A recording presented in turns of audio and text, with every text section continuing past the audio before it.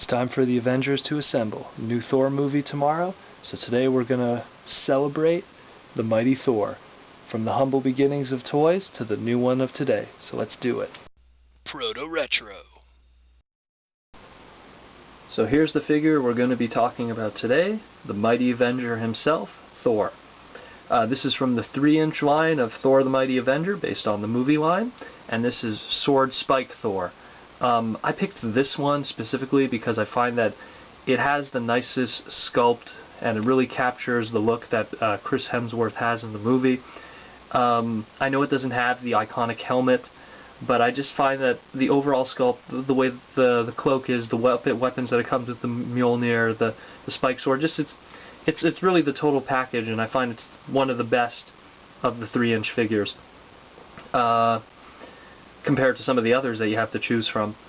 So we're going to talk about this one in a sec, but what I want to do first is we're going to go take a little trip back in time, and we're going to look at the humble beginnings of Thor, specifically merchandising-wise. And so we're going to start with the first ever action figure of Thor. And in 1967, a company called Marx released this. This is before action figures existed, before articulation, before the term even action figure came to be. Marx was a company that was known for its army men. You know, those little green army men that you played with as a kid? Yeah, Marx invented those. And Marx at the time got the license to some Marvel characters. And so they did a bunch of the Avengers, they did Spider-Man, they did Daredevil, Captain America, I could go on. And, of course, they did Thor. And Thor, you know, there he is holding his hammer, done in his Jack Kirby-esque design. Very nice looking figure, although mine is a little busted, but what do you expect from a piece of history from more than 50 years ago? So this was the beginning of action figures for Thor. More than, I believe, 7 to 8 years later, Mego would be the next company to get the Marvel license, and they would do the famous Mego figures that we know today of those doll aesthetic. And in 1974, they would do a Thor. Now, Thor, of course, his first appearance in comic books was Journey into Mystery number 83, if I remember correctly, and that was in 1962. And while I don't have that one, I do have the reprint of his first appearance with the Avengers, which is what we're more focusing on in the future as the way that the Marvel movie universe is going. And this was the 1963 first issue of the Avengers, which was a year after Thor's first appearance in comic books. And the last piece is going to be Thor's first card, his rookie card, if you will. Impel, a company that was in the 90s, was getting the license for Marvel, and they did the very first Marvel cards, if you will. And so we have Thor's rookie card from 1990. Pretty recent. Pretty sure some of you might even have this one. So that's the history of Thor and merchandising in a nutshell, from cards to comics to action figures. So we're here today. Now, I just want to compare to the past movie franchise boxes that have existed, because we had Wolverine, and then we had the Iron Man ones, specifically the Iron Man 2 ones. I find the Iron Man 1 boxes don't really show up, but I just want to just compare the box art designs, and I find that Thor really has the one that pops out the nicest, even though I'm a Wolverine fan hardcore, but Thor's box art is absolutely gorgeous, and I love the way how they're, you know, cross-promoting the Avengers, because the whole, again, as I was saying before, Marvel movie universe is going to be a big thing in the future, so they're already seeding the future for future movie franchises with Captain America and the Avengers movie and God knows what afterwards. Iron Man 3, Hulk 7. How many times are they going to reboot that one? So let's crack open this figure, and we'll do a review, and we'll do some comparisons with a whole bunch of other stuff too. So here we have, out of the package, Sword Spike Thor, with the mighty Mjolnir and the Sword Spike. We'll get to this in a sec.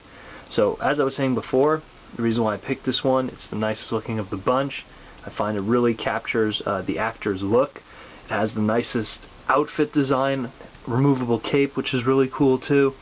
It's not just, you know, molded on there where it's just stuck permanently. Nicest articulation, nicest set of weapons, because it also has the sword spike, which is really cool. Just the best of the bunch. Typical articulation of all the Marvel Universe figures. I don't really need to get into that with you guys. Just I wanted to just show the figure, how really nice it is.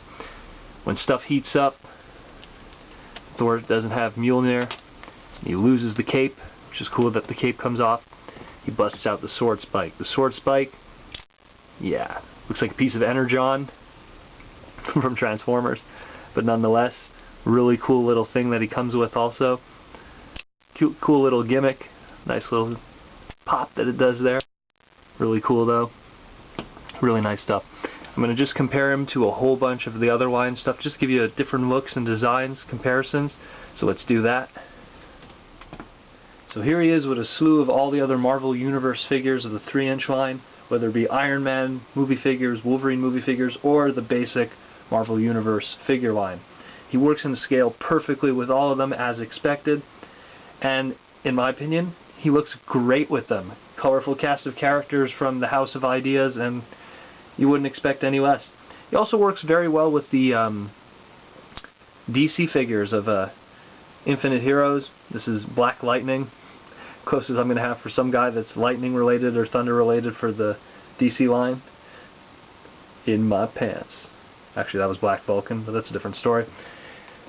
So, great looking toy. I heavily suggest if you pick up one Thor figure, you pick up this one.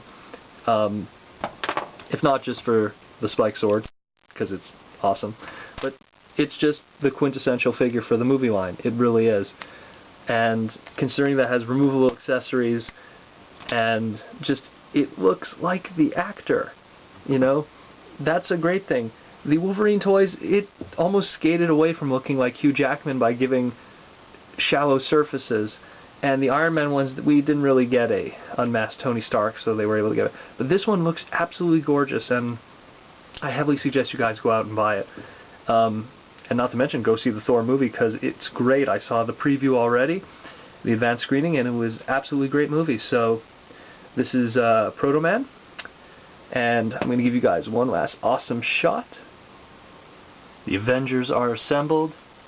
So I hope to see you guys in 2012 to see the Avengers movie. Captain America's coming up later this year.